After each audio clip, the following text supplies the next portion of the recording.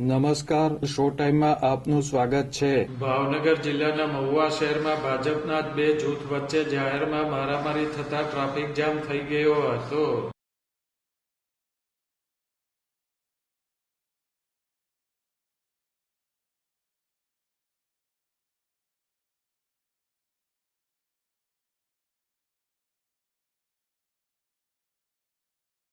મહુવા નગરપાલિકાના પ્રમુખની વરણી કરવામાં આવ્યા બાદ વાસી તળાવ વિસ્તારમાં ફટાકડા ફોડવામાં આવ્યા હતા. ફટાકડા ફોડ્યા બાદ ભાજપના નગરસેવક એલબી ભૂત અને શહેર પ્રમુખ દીપક જાનીના જૂથ વચ્ચે બખેડો થયો હતો.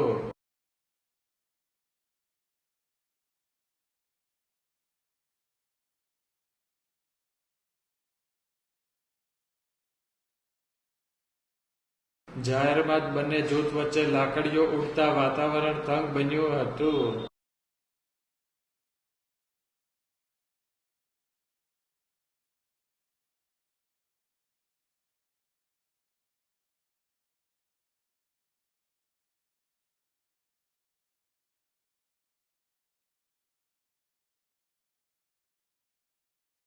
આ ઘટનાના પગલે રોડ પર ટ્રાફિક જામ થઈ ગયો હતો.